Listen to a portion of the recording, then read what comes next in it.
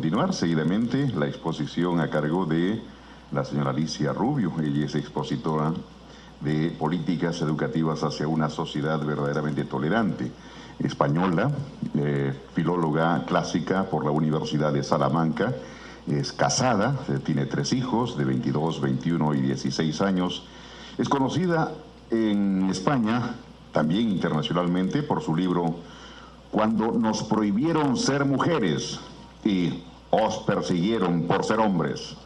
Como miembro de Profesionales por la Ética, Alicia desarrolla su labor en la iniciativa de educación como investigadora. Es así que ha impartido más de un centenar de conferencias y ha participado como ponente o entrevistada en universidades, jornadas, congresos, mesas redondas sobre el tema y también exposiciones en diversos medios de comunicación a nivel internacional.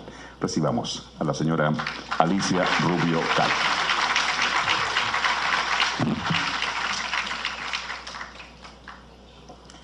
Bueno, me gustaría saludar y dar las gracias a los señores congresistas, doña Milagros Salazar y don Juan Carlos González, a FAM y a Juliana Caccia, que han propiciado el que yo esté aquí, al doctor don Juan Carlos Puertas y desde luego a todos ustedes que han venido a escucharme. Y también desde luego dar las gracias por darme la posibilidad de hablar en este importante foro de oradores. Al fin y al cabo, yo solo soy una madre de familia que se esforzaba por hacer un mundo mejor desde asociaciones civiles, una madre a la que la política invadió su vida privada a través de la intromisión en la educación de sus hijos, tratando de imponer una moral estatal, con una ideología totalitaria, la ideología de género, como bien preconizaba el icono feminista Kate Millett, que decía aquello de lo personal es político. Yo soy una madre que tuvo que lanzarse a la vida pública y a la política para luchar contra ella en su propio terreno y así poder expulsarla de mi vida y de mi familia. Y en ello estamos. Ahora, por ejemplo, milito en un joven partido político que se llama Vox, que es el único en España que se opone frontalmente a las políticas de género. Yo soy consciente de que tras la dimisión del expresidente Kuczynski por un tema de corrupción económica, se ha constituido aquí en el Perú un nuevo gabinete gubernamental al que le deseo la mejor de las fortunas en su andadura, por el bien de Perú y por el bien de los peruanos.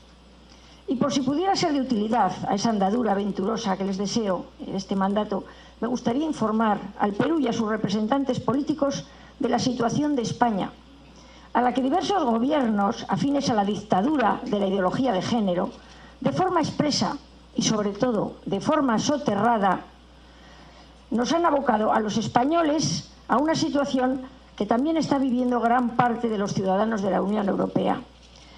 Y digo que nos han abocado de forma expresa y sobre todo, insisto, soterrada, porque contra cualquier lógica, la imposición de esa ideología y las legislaciones que la consolidan se han ido sucediendo sin que en muchos casos apareciera ningún programa de los partidos gobernantes, pese a su enorme trascendencia en la vida y la libertad de la población.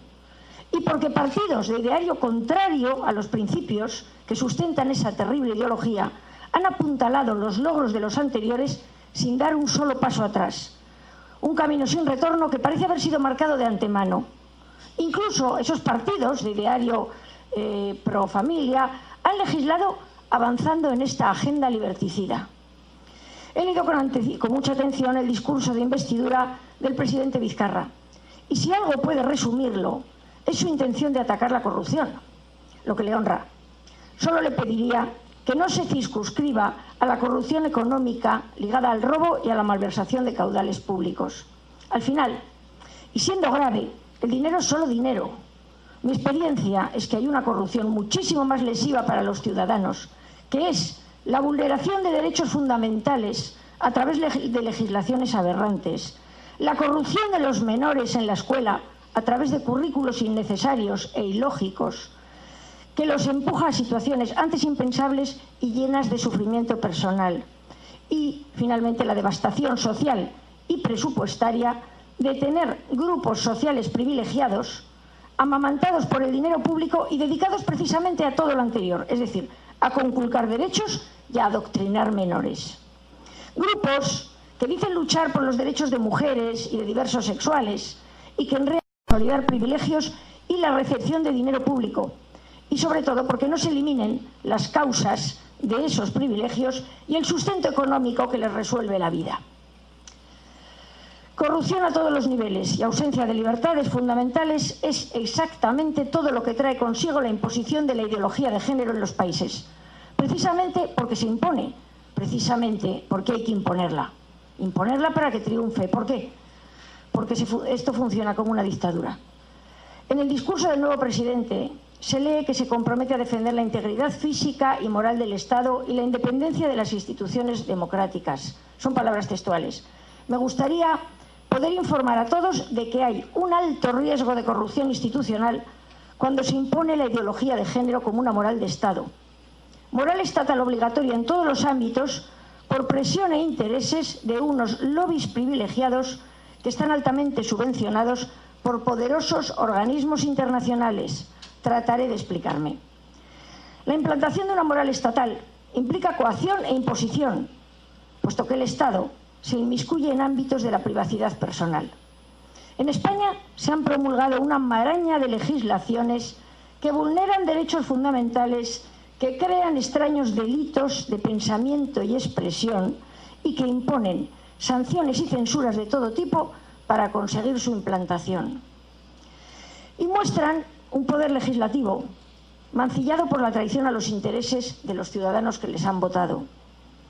Y si el poder legislativo se corrompe con estas leyes liberticidas, el Ejecutivo se corrompe también con su aplicación.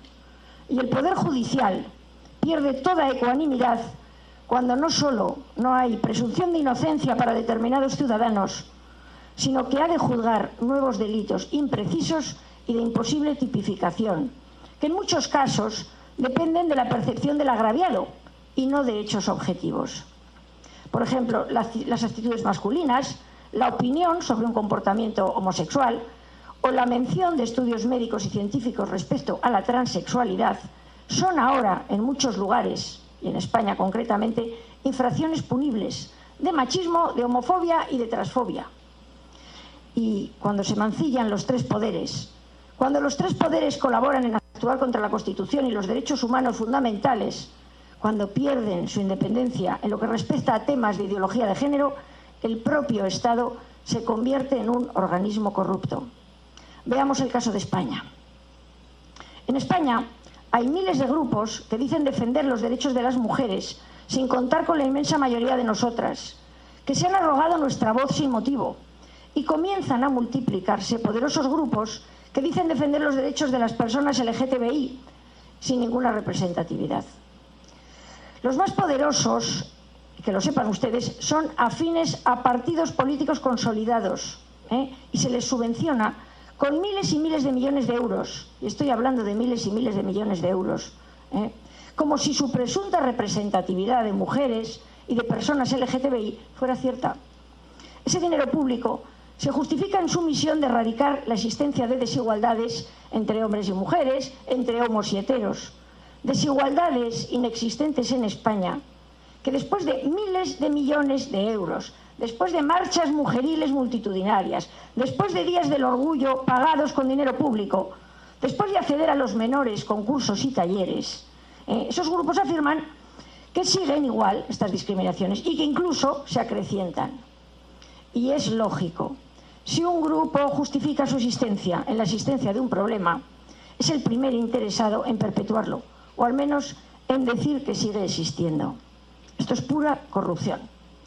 Las políticas de género en España han creado un entramado de redes clientelares que luchan por su sustento y que cada vez es más difícil de desmontar y más caro de mantener. Es carísimo de mantener económicamente todo este entramado. No dejen que esto suceda en el Perú. En España, los lobbies de género han creado artificialmente problemas para presentarse luego como solución. Y para ello han ocultado o manipulado datos y cifras a su conveniencia, con el apoyo de los gobiernos que asumen esta ideología. Este engaño social ha llevado a la magnificación de cifras de violencia y muerte de mujeres a manos de los hombres, pese a ser España uno de los países con cifras más bajas en Europa de esa mal llamada violencia de género. De Europa y del mundo, es uno de los países que menos violencia tenemos, a la desaparición de las cifras de hombres maltratados o muertos a manos de sus mujeres, a la desaparición de niños muertos a manos de sus madres o a la imposibilidad de determinar los suicidios de hombres muertos en procesos de divorcio. No dejen que esto suceda en el Perú. En España, las denuncias falsas de la mal llamada violencia de género son casi inexistentes en cifras oficiales. Y sin embargo, cada uno de los españoles conoce casos de mujeres que han mentido y denunciado a sus parejas para obtener ventajas en los procesos de divorcio. Imaginen la esquizofrenia que hay entre la sociedad y los medios de comunicación. La esquizofrenia que supone el que la realidad y las cifras oficiales que vocean estos medios de comunicación son completamente divergentes. Y no se puede decir en voz alta que esto está sucediendo, porque en España existe una ley de género para erradicar la violencia contra las mujeres, que persigue al varón, que le despoja de su presunción de inocencia, convirtiéndole en un maltratador genético, que no ha salvado ni a una sola mujer, que se ha llevado infinitos fondos públicos y que necesita de la ocultación y de la mentira para justificarse. Por favor, no dejen que esto suceda en el Perú. En España se han promulgado leyes que, con el objetivo de igualar derechos de heterosexuales y personas LGBTI, vulneran la igualdad ante la ley, creando una casta privilegiada por su opción sexual. Leyes que instauran nuevos delitos sin tipificación clara, a veces son simplemente faltas, generando arbitrariedad e inseguridad jurídica, que imponen una inversión de la carga de la prueba, dejando al acusado sin presunción de inocencia, que niegan el derecho a la libre expresión, a la libre opinión, al libre pensamiento y a la libertad de culto, que autorizan a personas del colectivo a acceder a los menores para adoctrinarlos en género, que imponen conocimientos sobre homosexualidad en todas las etapas educativas, vulnerando el derecho de los padres a la educación de los hijos en sus propios valores, y que finalmente, y para cerrar el círculo, prohíben con multas la crítica de la propia ley y con altas multas las terapias de reasignación de orientación sexual con el consentimiento del propio interesado. No dejen de ninguna manera que esto suceda en el Perú. Y vamos al eje de mi alocución, las políticas educativas. La prueba de fuego que señala el grado de libertad y de tolerancia de una sociedad. Porque si hay algo en la historia que se nos ha puesto en evidencia es que los totalitarismos siempre han puesto sus sucias manos en la educación de los menores. Y son por dos razones evidentes. Su incapacidad de ser críticos con ese adoctrinamiento, puesto que los menores no tienen bagaje vivencial, ético y cultural que les ayude a discernir. Y el hecho de que una vez adoctrinados son los que van a perpetuar el sistema, transmitiéndoselo a las nuevas generaciones. Por eso es tan grave y tan determinante detectar y eliminar las intromisiones estatales en los ámbitos privados y en las conciencias de los ciudadanos, y muy especialmente en los menores. La salud de una sociedad democrática depende en gran medida de que no se corrompan y no pierdan su independencia los tres poderes, el ejecutivo, el legislativo y el judicial. Sí, es cierto. Pero todo puede caer como un castillo de naipes si quienes han de sustentar ese sistema en el futuro, que son los niños de ahora, son corrompidos con ideologías totalitarias. Si esos futuros adultos van a subvertir los valores que inspiran los derechos humanos fundamentales, porque han sido manipulados y adoctrinados en una nueva moral estatal de corte liberticida. Una moral estatal basada en una ideología que justifica cualquier medio para conseguir sus fines, como puede ser vulnerar ese derecho fundamental de los padres a educar a sus hijos según sus convicciones y valores. Y como puede ser utilizar la mentira como arma de implantación, negando la evidencia de un adoctrinamiento y no llamando a las cosas por su nombre, como por ejemplo ideología. Supongo que les suena esto, ¿no? Negar que una ideología es una ideología. Bueno, pueden imaginarse qué tipo de resultados podemos esperar de una ideología que se implanta mediante la mentira, mediante el engaño, mediante la vulneración de derechos fundamentales que garantiza y que refleja la Constitución.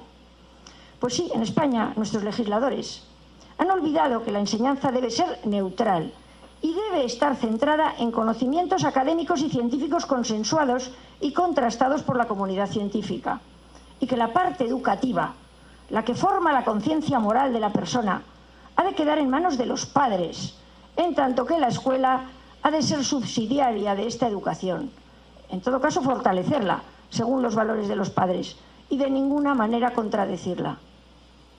Y la enseñanza cada vez pierde más en el camino hacia esa imposición de la ideología de género el componente de instrucción pública y de conocimientos académicos para llenarse de una moral estatal nada neutral y que en muchos casos contradice los valores educativos de los padres, y que además se exige que sea impartida como algo científico e incuestionable. La ideología de género es una ideología, no tiene nada de ciencia. Por favor, no dejen que esto les suceda en el Perú. En España, muchos padres han olvidado o les han robado su derecho fundamental y su obligación parental de educar a sus hijos, de transmitirles los valores que les han dado sentido a sus vidas, que les han hecho felices. Su derecho y obligación de dar a esos hijos las herramientas éticas que les parecen a ellos las adecuadas para que tengan una vida plena y para que se enfrenten a los retos y problemas que la vida les va a plantear a nivel personal y moral. Y han perdido, o les han robado, hemos perdido los españoles, o nos han robado, la capacidad de discernir lo que es un derecho y un deber, educar a los hijos, y lo que es una función asistencial del Estado, la instrucción pública, la preparación intelectual. No dejen que en el Perú les suceda esto, por favor. En España tenemos miles de docentes adoctrinados que imparten ideología de género a los menores, afirmando a niños muy pequeños que pueden ser hombres o mujeres a su criterio, lo que ha hecho crecer artificialmente el número de presuntos niños transexuales, consecuencia directa de este engaño que ahora se impone por ley. La misma ley que quita la patria potestad a los padres que, informados por médicos y expertos científicos, ponen objeciones a las terapias de inhibición de la pubertad, a las terapias hormonales y a la reasignación de sexo a sus hijos menores. La misma ley que obliga a aceptar el sexo sentido por cualquier persona, sin terapias ni cirugías, y su acceso a lugares de privacidad como vestuarios y baños, bajo la amenaza de que negarse es delito de transfobia.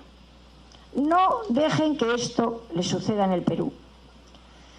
En España tenemos leyes que permiten la entrada de los lobbies homosexualistas a las aulas y el adoctrinamiento en una diversidad sexual que se nos ha vendido como tolerancia y como inclusividad, y que es una clara promoción de la homosexualidad y del lesbianismo, hasta el punto de que han aumentado exponencialmente el número de jóvenes que se definen como no heterosexuales. En España, los lobbies feministas imparten unos cursillos para erradicar la presunta violencia de género en los que se criminaliza al varón, se genera desconfianza entre los sexos y se destruye a la pareja heterosexual aún antes de formarse. Porque en las aulas españolas, y quieren hacer lo mismo en las aulas peruanas, con la disculpa de ayudar a la mujer, lo que se enseña es a discriminar al varón. Así de claro, así de simple. En España tenemos millones de niños, de menores, hipersexualizados, sin que los periódicos nos cuenten ni una sola cifra sobre un incremento de SIDA y de enfermedades de transmisión sexual, que solo conocemos algunos y de forma accidental. En España, las niñas consumen sin control y sin receta la llamada píldora del día después, que ha venido a solucionar el levonorgestrel, una bomba hormonal, que ha venido a solucionar parcialmente unas escandalosas cifras de abortos, consecuencia precisamente de unas clases de educación sexual contraproducentes, si no son pura corrupción de menores. Cursillos que se dan cada vez a niños más pequeños y que propician el efecto que dicen querer evitar. Finalmente, y para cerrar esta implantación del totalitarismo de género, en España se está tramitando una ley mordaza en la que va a estar prohibido criticar este entramado, va a estar prohibido exigir los derechos vulnerados, va a estar prohibido opinar libremente sobre determinados colectivos, va a estar prohibido ejercer el derecho a la objeción de conciencia en las imposiciones de género, tanto por parte de profesionales como de padres.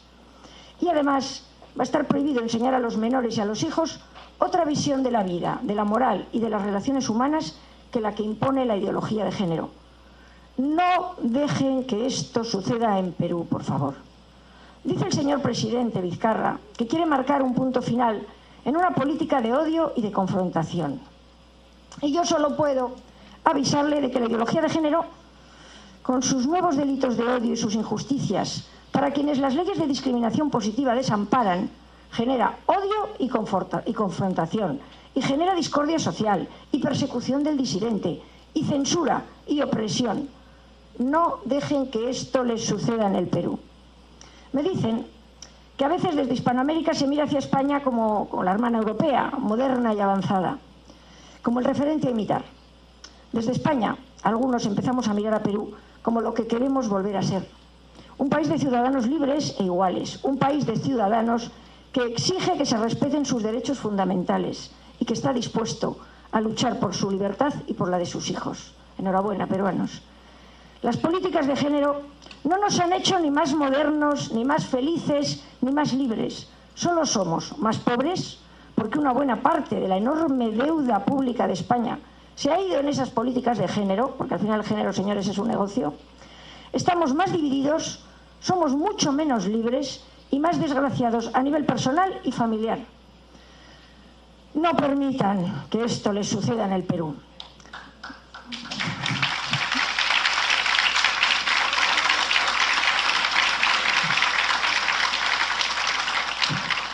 Muchísimas gracias. Valga mi caso para que entiendan que no pueden perder de ninguna manera su libertad y sus derechos, dejándolos en manos de los lobbies del género y de los partidos políticos que los nutren y les amparan.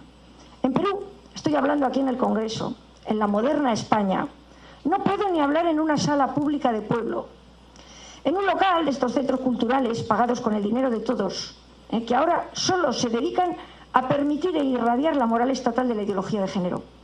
Y no puedo hablar, porque aunque pago con mis impuestos esos centros públicos, me deniegan las salas, culpabilizándome sin juicio, culpabilizándome sin presunción de inocencia, culpabilizándome a priori de los modernos delitos de fobias.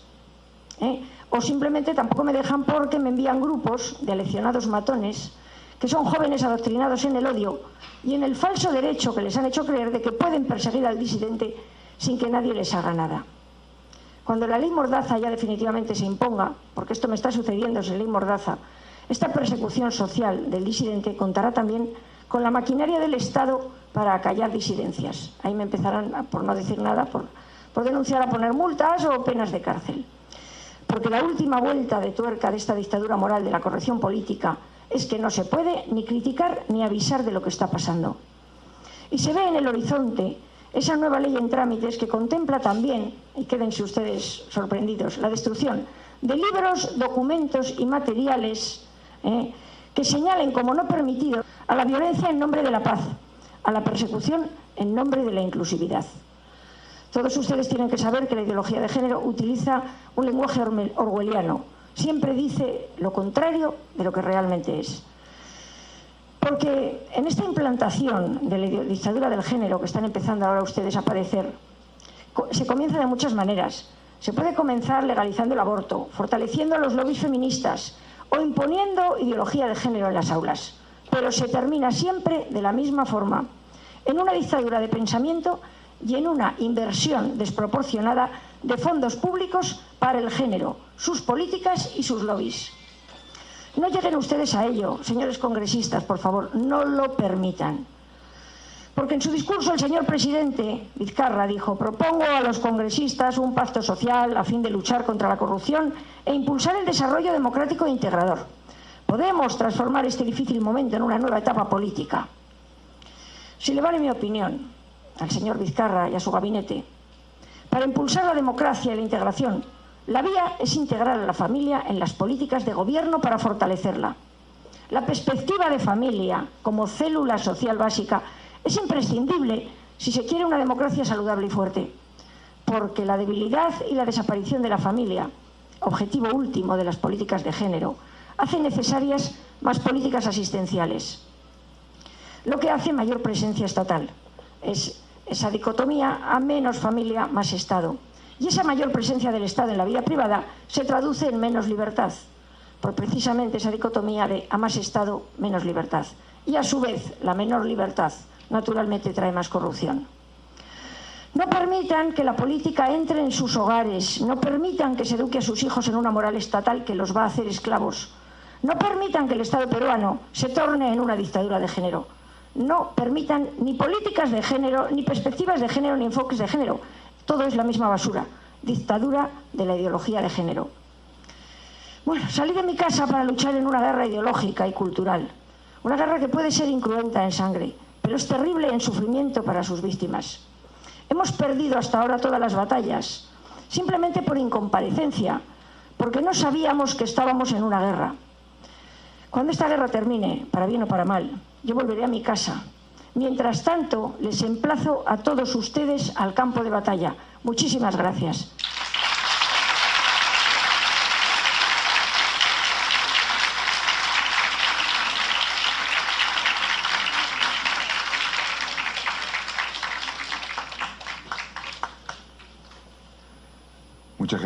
Muchas gracias, señora Alicia Rubio Calle.